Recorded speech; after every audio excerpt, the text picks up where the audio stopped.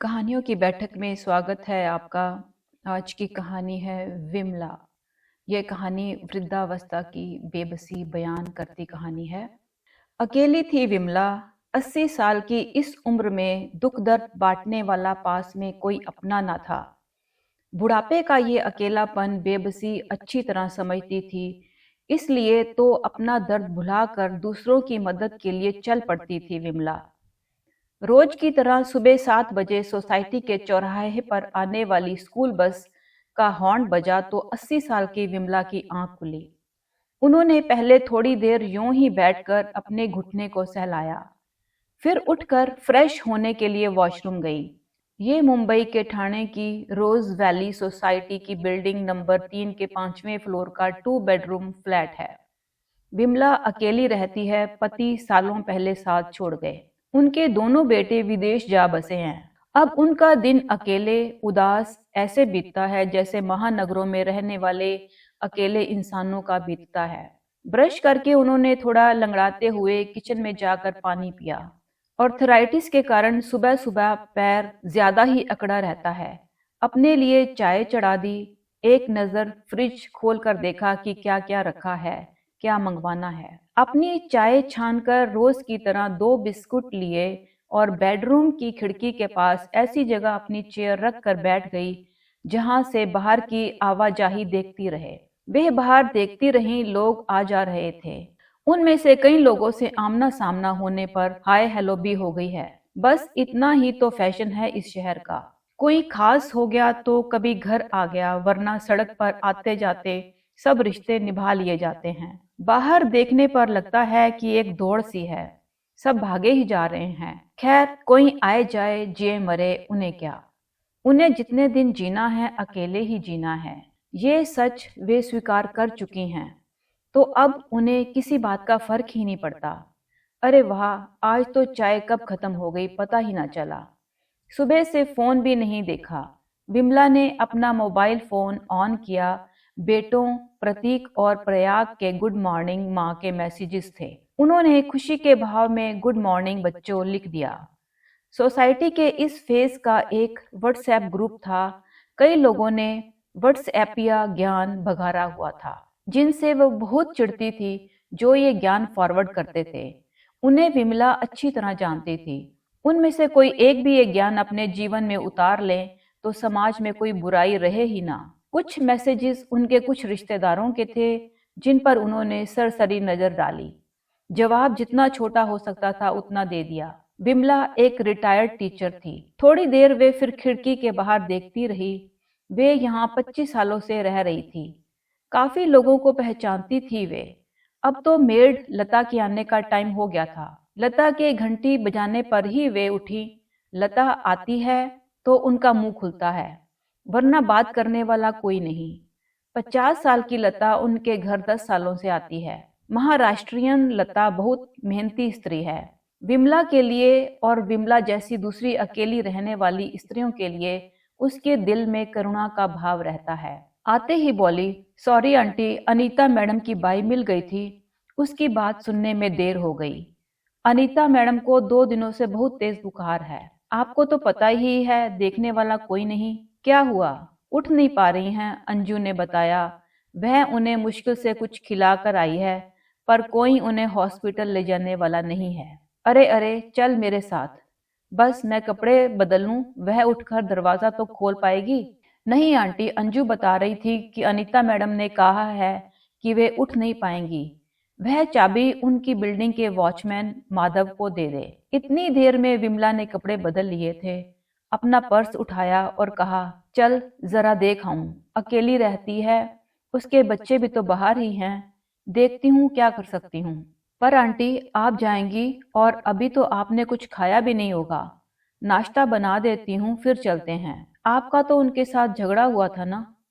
अरे ठीक है, 10 साल हो गए इस बात को तो। अपना दरवाजा बंद करते करते विमला बोली, बच्चों को देखा है कभी? लड़ते हैं, 4 दिन बाद फिर साथ साथ खेलते हैं। ये तो हम बड़े ही बेकार होते हैं कि लड़कर बैठ जाते हैं। अब सोचती हूँ कि इंसान को हमेशा बच्चों की तरह झगड़ा करना चाहिए, लड़े चिल्लाए फिर एक हो जाए। लिफ्ट आ गई तो लता का हाथ पकड़कर विमला बात करती जा रही थी। लता से वे हमेशा कुछ ना कुछ बात करती रहती। उसके जाने के बाद उनका फिर पूरा दिन चुपचाप ही बीत जाता। लता ने पूछा, आंटी, आपको चलने में दर्द होता है ना? कैसे चलोगी? तू रहना मेरे साथ। आंटी, बाकी घरों में मेरा काम बचा है, मैडम लोग गुस्सा होंगी। पहले अनीता के घर जाकर देखती हूँ, फिर सोचते हैं। लिफ्ट से निकलकर विमला अनीता की बिल्डिंग की तरफ चलते हुए बहुत कुछ सोच रही थी। अपने दर्द की तरफ से भी ध्यान हट गया था। उनके पति रमेश 60 साल के होते ही इस दुनिया को अलविदा कह गए थे। वह भी सरकारी स्कूल में टीचर थे। दोनों की पेंशन से उनका खर्चा चल जाता। पति का जाना उन्हें बहुत तोड़ गया था। बड़ी मुश्किल से उन्होंने खुद को संभाला था, और चारा भी क्या था। बच्चे उन्हें अपने पास 3-4 साल में 1 महीने के लिए एक बार बुलाकर बेटे होने का फर्ज निभा देते। उन्हें खुद आए हुए तो सालों बीत चुके थे। अब उन्हें समझ आ गया था कि उन्हें अकेले ही जीना है। वे इस सच को ना चाहते हुए भी स्वीकार कर ही चुकी थी। पहले उन्हें सबसे ज्यादा दुख इस बात का होता था कि वे जब भी बीमार हुई तो बेटों ने हर बार यही कहा, माँ, आप फुल टाइम मेड क्यों नहीं रख लेती? पैसा हम दोनों भाई शेयर कर लेंगे। वे ये बात कह नहीं पाई कि कोई अपना कभी तो उनके साथ रहे। उनका भी मन होता है कि कोई उनसे बात करे। बच्चे कुछ दिन ही सही, कभी तो आए, या उन्हें ही कोई बेटा अपने साथ ले जाए, उनसे जबरदस्ती अपने साथ चलने के लिए कहे। उनके बड़े बड़े घरों में माँ के लिए थोड़ी सी भी जगह नहीं। ना उनके खाने के कभी नखरे रहे, ना कभी पहनने के। तो भी बच्चे उन्हें अपने पास क्यों नहीं रख लेते? क्यों नहीं कोई उन्हें अकेले देख अपने साथ जबरदस्ती ले जाता कि चलो, कोई जरूरत नहीं यहाँ अकेले रहने की, हम अपनी माँ को अकेले नहीं रहने दे सकते। उन्होंने तो कभी ये नहीं कहा कि वे अपना घर छोड़कर कहीं नहीं जाएंगी। जैसे जैसे उन्हें धीरे धीरे बहुत कुछ समझ आता गया, वैसे वैसे मन उतना कोमल नहीं रहा जैसा हुआ करता था। पर एक बात जरूर थी कि जैसे ही उन्हें पता चलता कि कोई मुसीबत में है, वे मदद करने से पीछे ना हटती। अब भी यही हो रहा था। जिससे अपने काम आसानी से ना होते थे, वे अनीता की मदद के लिए लता का सहारा लेकर तेजी से जा रही थी।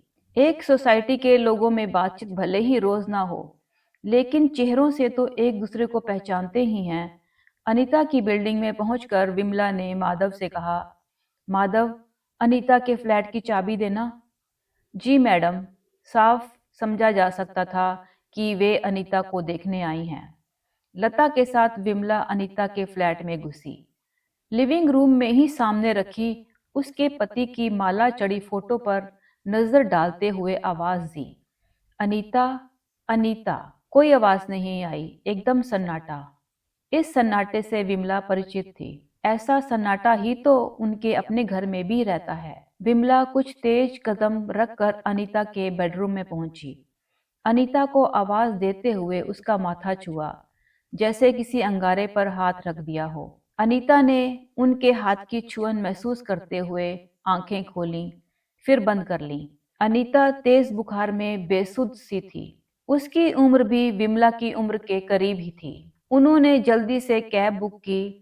लता से कहा, इसे लेकर हॉस्पिटल जा रही हूँ, तबीयत बहुत खराब लग रही है, इसे नीचे तक पहुंचाने में मेरी हेल्प करना लता। विमला ने अनीता के कपड़ों पर नजर डाली। उसने सलवार सूट पहना हुआ था, मुंह से कराहट निकल रही थी। विमला का मन भर आया। अनीता को उठाते हुए उसका सिर सहलाया। थोड़ी हिम्मत कर लो अनीता, हॉस्पिटल चलते हैं। अनीता ने अपना सिर पकड़ते हुए उठने की कोशिश की। समझ आ रहा था कि उसके सिर में तेज दर्द है। अनीता का एक हाथ विमला ने पकड़ा, दूसरा लता ने। उसे नीचे लिफ्ट से लाए। कैब आ चुकी थी। माधव को चाबी सौंपी और विमला लता की हेल्प से अनीता को पीछे लिटाकर खुद ड्राइवर की सीट के बराबर वाली सीट पर बैठ गई। इतना करने में उनका दर्द भी बहुत बढ़ चुका था। लता उन्हें इज्जत से देख रही थी। वह अच्छी तरह समझ सकती थी कि इस समय खुद विमला को कितनी परेशानी हो रही होगी, पर विमला अकेले रहने वालों का दर्द अच्छी तरह से जानती थी, तो वे इस समय अनीता को अकेले नहीं छोड़ पाई थी। हॉस्पिटल पहुंचकर विमला ने तुरंत इमरजेंसी में अनीता को देखने के लिए रिक्वेस्ट की। अनीता को एडमिट कर लिया गया और टेस्ट शुरू हो गए। विमला वहां रखी एक चेयर पर बैठ गई। चेयर बहुत आरामदायक नहीं थी। विमला को तकलीफ होने लगी। जल्दी में वे अपनी स्टिक घर छोड़ आई थी। वे इस चेयर पर ज्यादा देर नहीं बैठ सकती थी। उन्हें समझ आ गया। उन्होंने वहीं बैठे बैठे अपनी सोसाइटी के चेयरमैन राजीव देशमुख को पूरी बात बताई। राजीव ने फौरन कहा, मैं अभी उनके बेटों को अनीता जी की हालत बता देता हूँ और किसी से बात करके आपके पास भेज देता हूँ। राजीव सज्जन इंसान थे। उन्होंने कमेटी मेंबर से बात की। एक मेंबर की पत्नी रीता ऐसी स्थितियों में हेल्प के लिए हमेशा तत्पर रहती। उसने फोन सुनते ही विमला को फोन किया और कहा, आंटी मैं आ रही हूँ, तब आप घर आ जाना। आपकी भी तबीयत खराब रहती है। आपने कुछ खाया? आपके लिए कुछ ले आऊं? अनीता आंटी कैसी हैं? अभी तो एडमिट कर लिया है। उसे बहुत तेज बुखार था। तुम आ जाओ तो मैं कैंटीन में ही कुछ खा लूंगी। राजीव ने अनीता के बेटे युग और पर्व को भी फोन कर दिया। अकेले रहने वाले बुजुर्गों के बाहर गए बच्चों के नंबर सोसाइटी की कमेटी के पास रहते ही हैं। युग और पर्व परेशान हो उठे। बोले, मम्मी ने बुखार तो बताया था, पर ऐसी हालत है, इसका अंदाजा तो हमें भी नहीं हुआ था। सुबह से फोन नहीं उठाया तो हमने सोचा कि मम्मी सो रही होंगी। अंकल, हम सोसाइटी के अकाउंट में कुछ पैसे ट्रांसफर कर रहे हैं और बस निकल रहे हैं। आप हमें विमला आंटी का भी नंबर दे दें। अनीता के बच्चों ने एक मोटी रकम सोसाइटी के अकाउंट में ट्रांसफर कर दी। रीता हॉस्पिटल के लिए निकल गई। सख्त बेंच जैसी चेयर पर बैठे बैठे विमला की कमर और घुटने का बुरा हाल था। पर इस समय उन्हें अनीता की चिंता थी। उन्हें याद आने लगा कि कैसे एक छोटी सी बात पर उनकी अनीता से बहस हो गई थी। विमला स्ट्रीट डॉग्स को बहुत प्यार करती थी और अनीता इनसे बहुत चिढ़ती थी। ऐसे ही एक बार विमला सोसाइटी में जगह जगह बने डॉग्स फीडिंग प्लेस पर कुत्तों के लिए खाना डाल रही थी। अनीता वहां से गुजर रही थी। उसने कहा था, आप जैसे लोगों के कारण सोसाइटी में कुत्ते हो गए हैं। किसी को भी काट सकते हैं। आप लोगों को कुत्तों का इतना ही शौक है तो अपने फ्लैट में ही रखें। किसने मना किया है? विमला को भी गुस्सा आ गया था। उन्होंने कहा था, तुम्हें कोई कुछ कह रहा है, बेजुबानों के पेट में कुछ जा रहा है तो तुम्हें क्या तकलीफ हो रही है? इन्होंने कभी किसी को काटा है? दोनों थोड़ी देर बहस करती रही थी। इसके बाद आमना सामना होने पर हाय हेलो बंद हो गई थी। रीता ने आकर जब कहा, हेलो आंटी, तब वे वर्तमान में वापस लौटी। रीता उनके पास बैठ गई। आंटी, आप अब घर जाकर आराम कर लो। अब कोई ना कोई आता रहेगा। सब मिलकर संभाल लेंगे। उनके बेटे भी आ रहे हैं। बेचारे बच्चे भागे आ रहे हैं। वैसे हम मिलकर संभाल ही लेते। स्त्री सुलभ ममता छलक उठी। राजीव जी ने मना तो किया था पर वे माने नहीं। अनीता के घर की चाबी लेकर पीछे से माली ने चौकीदार के सामने पूरा घर साफ कर दिया। बीमार जने की दवाओं की बदबू न रह जाए, इसलिए माली किसी घर से स्प्रे ले आया। चौकीदार से विमला ने फोन पर कहा कि अनीता की मेड को बुलवा कर सारे कपड़े साफ करवा दो। अनीता और विमला का लिहाज सब करते थे। फटाफट घर चकाचक कर दिया गया और गार्ड चाबी अपने साथ ले गया। विमला घर पर तो आ गई, पर उन्हें अनीता की चिंता हो रही थी। घर आकर नहा धोकर वे फिर हॉस्पिटल चली गई। ऐसे करके सब थोड़ी थोड़ी देर हॉस्पिटल की ड्यूटी मिलजुल कर निभाते रहे। रीता रात को भी वहां रुकने के लिए तैयार हो गई। विमला सुबह ही तैयार होकर हॉस्पिटल पहुंच गई, जिससे रीता घर आ सके।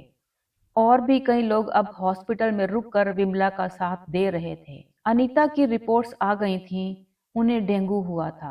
प्लेटलेट्स चढ़ाई जा रही थी, पर साथ ही और भी परेशानियां हो रही थीं। दूसरे दिन उसे निमोनिया हुआ। परेशानियां और बढ़ीं। अब उसे एडमिट हुए 4 दिन हो रहे थे। युग और पर्व आ चुके थे। जब युग और पर्व आए तो घर को साफ देखकर थोड़े चौंके, पर पता चलने पर सबको थैंक्स बोला। विमला उनका खाना लता से बनवा लेती और दोनों को स्नेह से खिलाती। युग और पर्व विवाहित थे, पर अभी अकेले आए थे। दोनों उदास थे, परेशान थे, सबके सामने शर्मिंदा थे कि दोनों के होते हुए माँ अकेली यहाँ रहती हैं। विमला अनुभवी थी, ये बात अच्छी तरह से समझती थी कि पत्नियों की अगर माँ से ना बने तो बेटे कुछ नहीं कर सकते। माँ को अकेले छोड़कर ही उनकी घर गृहस्थी बसती है। ये घर घर की कहानी है। डेंगू ने अनीता को पूरी तरह से अपनी गिरफ्त में ले लिया था। एक के बाद एक परेशानियां इतनी बढ़ी कि उसे बचाया ना जा सका। बेटे बिलख पड़े, सब ठगे से रह गए। विमला जैसे पत्थर सी बैठी रह गई। कुछ ना सूझा। उस समय वे घर पर ही युग और पर्व के लिए खाना बनवा रही थी, जब उन्हें रीता ने हॉस्पिटल से ये बुरी खबर दी। विमला ने एक ठंडी सांस ली, आंसू पोंछे। इतने में उनके बेटों का भी फोन आ गया। उन्होंने उन्हें कुछ नहीं बताया, स्वर संयत रख कर बातचीत की और फोन रख दिया। फिर सोचा, ये तो बैठने का टाइम नहीं है, और भी काम होंगे। युग और पर्व को अभी बहुत सारे कामों में कोई चाहिए होगा, किसी की जरूरत होगी। अपने घुटनों को सहलाते हुए वे फिर आगे की जाने वाली क्रियाओं के बारे में बात करने के लिए कई लोगों से बात करके फिर अनीता के फ्लैट पर जाने के लिए स्टिक लेकर खड़ी हो गई। अनीता का शव लेकर एम्बुलेंस आने वाली थी। उससे पहले अनीता की बिल्डिंग में जाकर उन्हें अनीता की विदाई की तैयारी करनी थी। युग और पर्व को कोई परेशानी ना हो, ये देखना था। अपनी झुकती कमर और दर्द में अकड़े पैर के साथ स्टिक लेकर वे भारी मन और नम आंखों के साथ बिना किसी का सहारा लिए चुपचाप लिफ्ट की तरफ बढ़ गईं। पड़ोसियों का तो पता नहीं, पर आसपास की मेड्स, माली, वॉशरमैन, गार्ड्स सब समझते थे कि विमला जी ने क्या क्या किया।